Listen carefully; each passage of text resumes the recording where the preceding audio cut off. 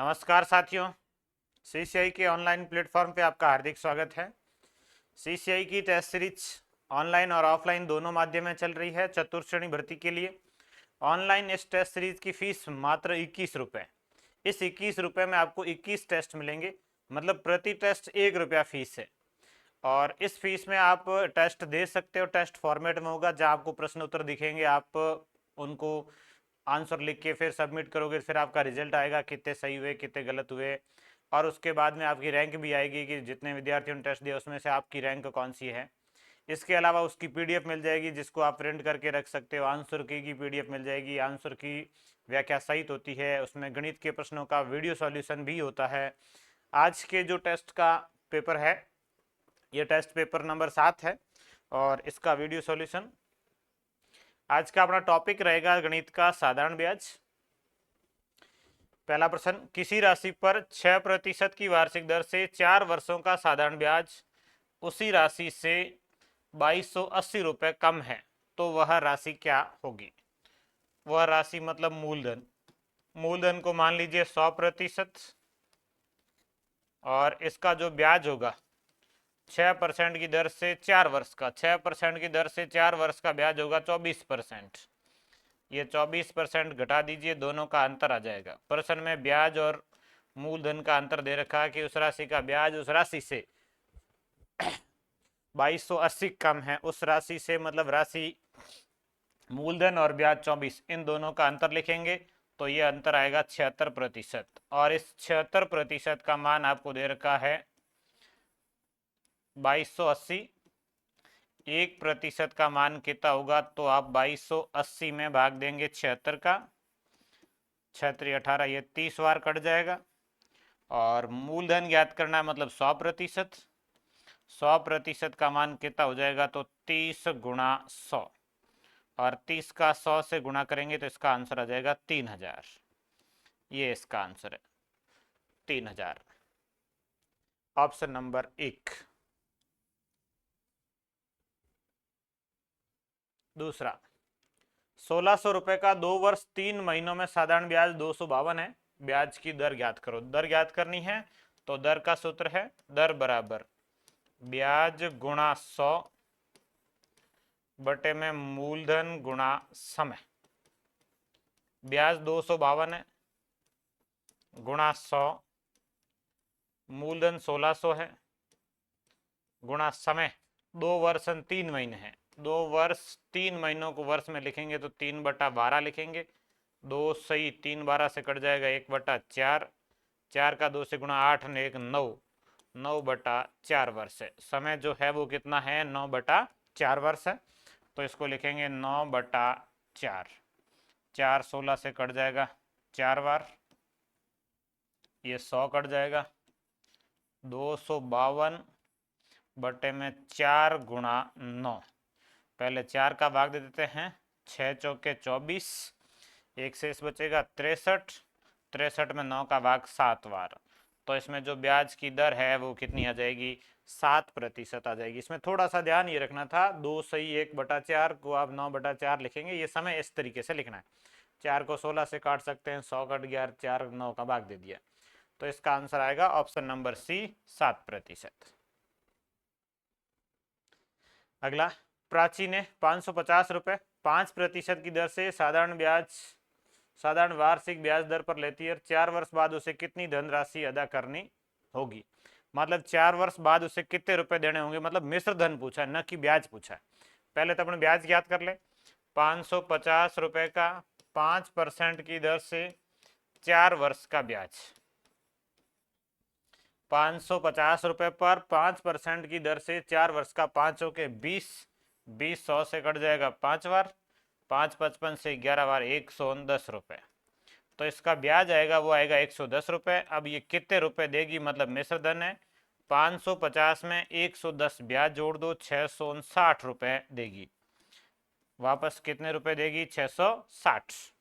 अब इसमें कई बार गलती होती है कि 110 रुपये लिख लेते हैं, ब्याज जो है वो ब्याज उत्तर नहीं है। इसके अंदर उत्तर क्या होगा, प्रश्न का मिश्र धन, मूलधन के साथ में ब्याज को जोड़ के। अगला, कुछ धन 2 वर्षों में साधारण ब्याज की दर से 2240 रुपये तथा 5 वर्षों में 2600 रुपये हो जाता है तो धन कितना है। 2 वर्षों में 2240 है और 5 वर्षों में 2600 है। अब देखो ये मिश्र धन है, 2 वर्ष का मिश्र धन है 2240 और 5 वर्ष का मिश्र धन है 2600। ये समय है, ये मिश्र धन है। 2 वर्ष का और 5 वर्ष का मिश्र धन दिया हुआ है।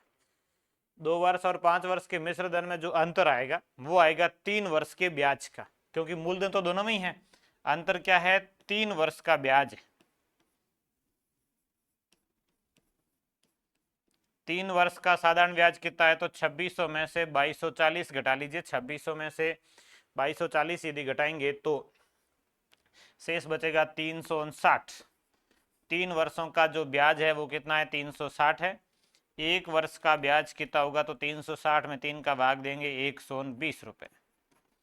1 वर्ष का ब्याज 120, 2 वर्ष का ब्याज 240, मतलब इसमें जो ब्याज है वो 240 है। ब्याज 240 है तो शेष मूलधन कितना बचेगा, मिश्रधन 2240 में से 240 घटा लीजिए, मूलधन आएगा 2000। तो इसका option number B right answer है। इसका मूलधन कितना आएगा, 2000 आएगा। ये 2 वर्ष का और 5 वर्ष का मिश्रधन था, दोनों का अंतर है 3 वर्ष का ब्याज। इसमें 3 वर्ष का ब्याज ज्यादा है और कितना ज्यादा है, 360। 1 वर्ष का कितना होगा, 3 का भाग देंगे 120। 2 वर्ष का कितना होगा, 240। 240 घटा दिए, 2000 उत्तर आ गया। अगला, प्रतिवर्ष साधारण ब्याज की दर से उधार दी गई राशि 5 वर्षों में दुगुना हो जाती है तो ब्याज की दर 5 वर्षों में दुगुना हो गई, मतलब मूलधन के बराबर ब्याज हो गया। मूलधन यदि 100 होता तो धनराशि दुगुना होने का मतलब मिश्र धन 200 हो गया। धनराशि दुगुना हुई 100 से 200। इस 200 में ब्याज कितना है, मिश्र धन 200 में मूलधन 100 घटा लेंगे, ब्याज कितना आएगा, 100 आएगा। और समय कितना है, 5 वर्ष है। अब आप यहां से दर ज्ञात कर सकते हैं। दर बराबर, वैसे तो मूलधन 100 मान के चले, सीधा भाग दे सकते हैं, 100 में 5 का भाग दे दो। ब्याज परसेंटेज है ये 100 मान के चले, ये ब्याज परसेंटेज है, समय का भाग दो। 100 में 5 का भाग कितनी बार जाएगा, 20 बार। तो इसकी दर क्या होगी, 20% प्रति वर्ष। 100% ब्याज लाना, मूलधन के बराबर लाना है, 5 वर्षों में लाना है तो 20% के हिसाब से आएगा। 20 गुणा 5 कितना हो जाएगा, 100 हो जाएगा। दर के सूत्र से लिखेंगे तो ब्याज गुणा 100, ब्याज 100 गुणा 100 बटे मूलधन 100 और समय 5। ये 100 से 100 कट गया, 100 में 5 का भाग देंगे तो 20%। कितने परसेंट की दर से दुगुना हो जाएगी, 20% की। 15,200 की एक राशि को 2 भागों में विभाजित किया जाता है। पहले भाग पर 25% की वार्षिक दर से साधारण ब्याज, दूसरे भाग पर 13% की वार्षिक दर से साधारण ब्याज के बराबर है। प्रत्येक भाग का ब्याज क्या है। पहले भाग को x लिख लीजिए, दूसरे भाग को y लिख लीजिए। पहले भाग पर 25% की दर से और दूसरे भाग पर 13% की दर से वार्षिक ब्याज है, मतलब 1 वर्ष का, और इसका भी ये 1 वर्ष का। 1 वर्ष का ब्याज जो है वो दोनों का ही बराबर है। ये 1 वर्ष का दोनों का ब्याज लिखा, पहला और दूसरा भाग लिख लिया। x 25 गुणा 1 बटे 100, ये y गुणा 13 गुणा 1 बटे 100, दोनों का ब्याज बराबर है। ये 100 से 100 काट दो, x और y का अनुपात आ जाएगा। पहले और दूसरे भाग का अनुपात क्या है, तो 13:25। पहले और दूसरे भाग का अनुपात है वो है 13:25। अब पहला और दूसरा भाग कितना होगा, तो इसको बांट लेते हैं। 15,200 को बांटना है और 13:25 में बांटना है। तो पहले 13 और 25 जोड़ेंगे, 5 और 3 8, 2 और 1 3, 38 इसे करना है। तो 15,200 में 38 का भाग देंगे, 38 गुणा 4, 8 चौके 32, हासिल लगेगा 3, 4 3 12, 3 15, पूरा पूरा कट रहा है 4 बार। 400, 400 का गुणा कर लो 13 से, 13 चौके ये हो जाएगा पहला हिस्सा 5200, दूसरा 25 चौके 100, ये हिस्सा हो जाएगा 10,000।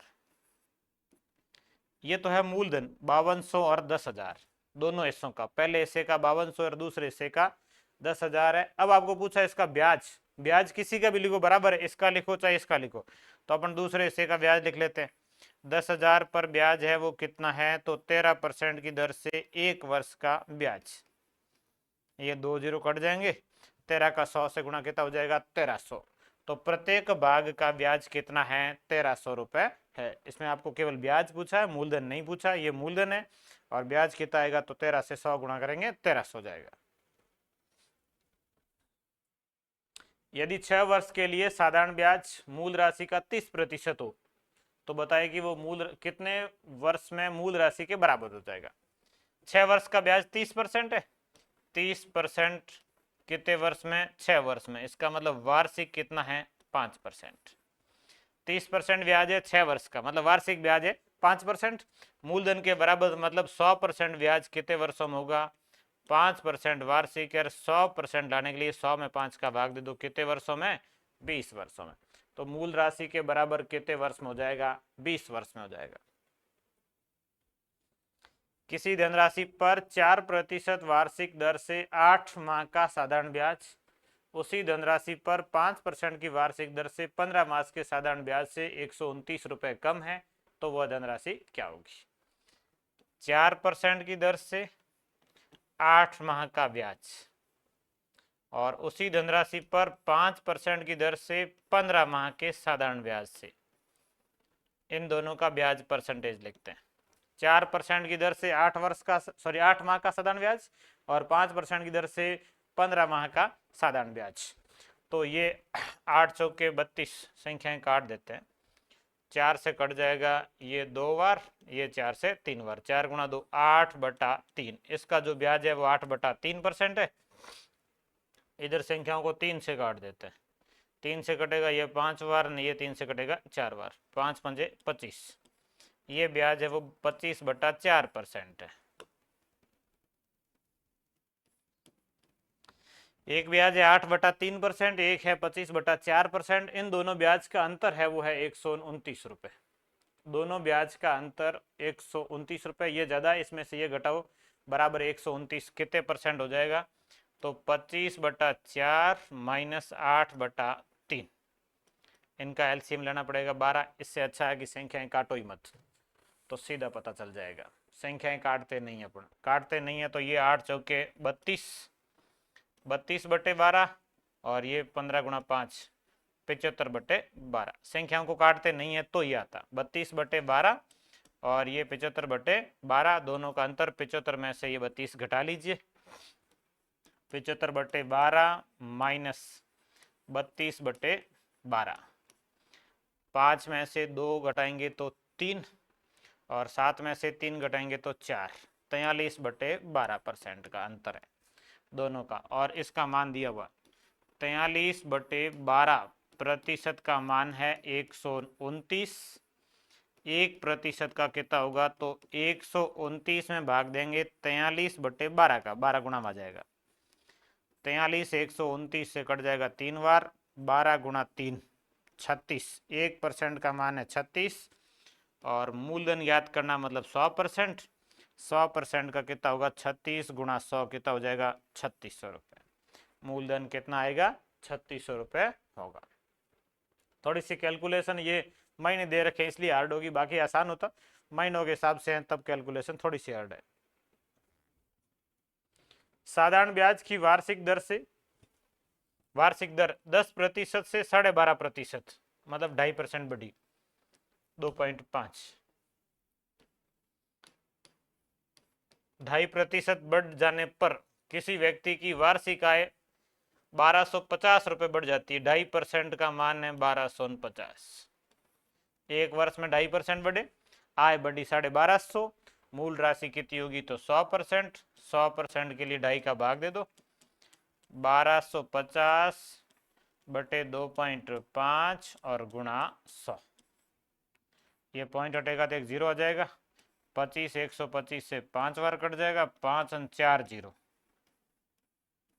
3 ये नहीं किया, 50,000। तो वह मूलधन क्या होगा, 50,000 होगा। ऑप्शन नंबर ए इसका राइट आंसर है। 12% प्रति वर्ष की दर से 5 वर्ष में 5400 रुपए का साधारण ब्याज क्या होगा। 12% की दर से 5 वर्ष में 5400 रुपये का साधारण ब्याज ज्ञात करना। तो साधारण ब्याज के लिए मूलधन 5400 गुणा दर 12 गुणा समय 5 और बटे 100। ये 100 काट दो, ये 54 गुणा 12 पंजे 60, 0 6 का 4 से गुणा 24 और 6 पंजे 30 2 32। तो इसका साधारण ब्याज कितना होगा? 3240 रुपये। ऑप्शन नंबर डी सरल सही है, बस साधारण ब्याज याद करना है। कितने समय में 7200 रुपये की राशि 8% की वार्षिक दर से साधारण ब्याज पर 8928 रुपये हो जाएगी? अब इसमें मूलधन दे रखा है, मिश्र धन दे रखा है। पहले तो आप ब्याज ज्ञात करेंगे। 8928, इसमें से मूलधन है 7200, इसको घटा लेते हैं। ये 8, ये 2, 9 में से 2 घटेगा तो 7 और ये 1। इसका जो ब्याज आया है वो 1728 रुपये आया, ये ब्याज। अब आपको याद करना समय t बराबर ब्याज गुणा 100 बटे मूलधन गुणा दर। ब्याज 1728 गुणा 100, मूलधन 7200 और दर है 8%। ये 2 जीरो कट जाएंगे और 144 से ये कट जाएगा 12 बार, नहीं ये 144, अच्छा 144, इसको 2 इधर दे दें तो 144 कट जाएगा, शेष बचेंगे 4 और 12 में 4 का भाग देंगे तो 3 वर्ष। 1728 जो है वो 12 का घन है, या 144 गुणा 12 है। 72 2 इसको दिए, 144 से कट जाएगा और शेष बचे 12, 4 से कट जाएगा 3 बार। तो इसमें समय कितना है? 3 वर्ष। 5000 रुपये पर 4 अप्रैल 2006 से 16 जून 2006 तक का 5% की वार्षिक दर से साधारण ब्याज ज्ञात कीजिए। अब इसमें आपको डेट दे रखी है, 4 अप्रैल से शुरू करके 16 जून तक का साधारण ब्याज ज्ञात करना है। तो 4 अप्रैल से करेंगे, दिन काउंट करना है टोटल, अप्रैल, मई और जून, 3 महीने ही हैं। अप्रैल 30 का होता है, मई 31 का पूरा लेना, जून के 16 लेने हैं। अप्रैल 30 का होता है, 4 काट दीजिए, 30 में से 26 बचेंगे। 6 6 12 ने 1 13, हासिल 1 3 2 5 1 6 1 7, 73 दिन। टोटल कितने दिन हो रहे हैं? 73 दिन। इसमें ध्यान रखना है कि 4 अप्रैल का ब्याज नहीं जोड़ते हैं। 4 अप्रैल को उधार दिया, इसको छोड़ दो, 5 से दिन काउंट करना है। 5 से करेंगे मतलब ये 4 दिन पूरे काट दो अप्रैल महीने में से 26 दिन बचे। 26 दिन अप्रैल के, मई के 31 और जून के 16, टोटल 73 दिन हुए। 73 दिन का ब्याज, ब्याज बराबर मूलधन गुणा दर गुणा समय 73 है, इसके बटे हम 365 लिखेंगे वर्ष में बदलने के लिए। 73 दिन है, वर्ष में बदलने के लिए 365 का भाग देंगे और गुणा में आएगा 100। ये 100 कट जाएगा, 73 365 से पूरा पूरा 5 बार, ये 5 कट जाएगा, इसका ब्याज आएगा 50 रुपये। कितना ब्याज आएगा? 50 रुपये। ऑप्शन नंबर सी इसका सही उत्तर है, 50 रुपये। वह मूल राशि बताइए जिस पर 5% प्रति वर्ष की साधारण ब्याज दर पर प्रतिदिन 1 रुपये का ब्याज मिले। मूलधन याद करना है। मूलधन बराबर ब्याज 1 रुपये गुणा 100 बटे दर 5%, समय 1 दिन, 1/365, वर्ष में बदलने के लिए 365 का भाग देंगे। 1 दिन है, प्रतिदिन, प्रतिदिन मतलब 1 दिन का, 1 दिन का ये, तो 1 दिन को वर्ष में बदलने के लिए 1/365, ये 365 ऊपर गुणा हो जाएंगे। 365 गुणा 100 और बटे में 5, 5 365 से कट जाएगा 73 बार, 73 का 100 से गुणा हो जाएगा 7300। 7300, ऑप्शन नंबर बी इसका राइट आंसर है। यह ध्यान रखना कि प्रतिदिन था, 1 दिन का, 1 दिन को वर्ष बदलेंगे 365 का भाग देंगे। 2 स्रोतों से 1950 रुपये पर 4 वर्षों के पश्चात मिले साधारण ब्याजों में 19.50 रुपये का अंतर है। तो उनकी दरों में अंतर क्या होगा? दरों में अंतर मतलब यही ब्याज में अंतर, जो गुणा करेंगे 100 से, बटे मूलधन लिखेंगे 1950 और समय कितना है? 4 वर्ष। दर में अंतर किससे आएगा? ब्याज अंतर से। ब्याज में अंतर है, इसी की दर ज्ञात करनी, उतना अंतर हो जाएगा। ये 100 कट जाएगा 1950 से पूरा पूरा, ये पॉइंट हटेगा तो 100 कट जाएगा। 1950 कट गया, 1/4 हो गया, और 1/4 का मतलब है 0.25। कितने परसेंट का अंतर है दरों में? 0.25% का। यदि विनय अपने धन का 2/3 भाग 3% पर, 1/6 भाग 6% पर और शेष 12% साधारण ब्याज की दर पर उधार देता है। यदि विनय की वार्षिक आय 25 रुपये तो विनय का धन कितना था? धन में 2/3 और 1/6 ऐसा करना है, तो कुल धन को मान लीजिए 6x। विनय का धन 6x है, इसके 3 हिस्से किए, पहला हिस्सा 2/3, दूसरा हिस्सा 1/6 और तीसरा हिस्सा शेष। तो 6x का 2/3 करेंगे, 6x का 2/3 करेंगे तो 3 6 से कट जाएगा, 2 बार 2 गुणा 2, 2/3 हो गया 4x। 1/6 करेंगे तो x, और शेष भी कितना बच गया? तो x। 4x हो गए, ये 5x, 4x ये नहीं, 1x ये 5x हो गया, शेष बच गया 1x। अब इस पर दर है 3%, 1 वर्ष का ब्याज। इस पर दर है 6%, 1 वर्ष का ब्याज। और शेष धनराशि पर दर है 12% और ये भी 1 वर्ष का ब्याज। तो इसको हल करेंगे, तीनों का ब्याज जोड़ेंगे। ये 4 3 12x/100, दूसरा 6x/100 और तीसरा 12x/100, और बराबर ब्याज कितना है? 25 रुपये। 4 गुणा 3 12, 6 और ये 12, टोटल 12 6 18 12, 12 12 24 36, ये है 30x/100 बराबर 25। तो 30x बराबर हो जाएगा 2500।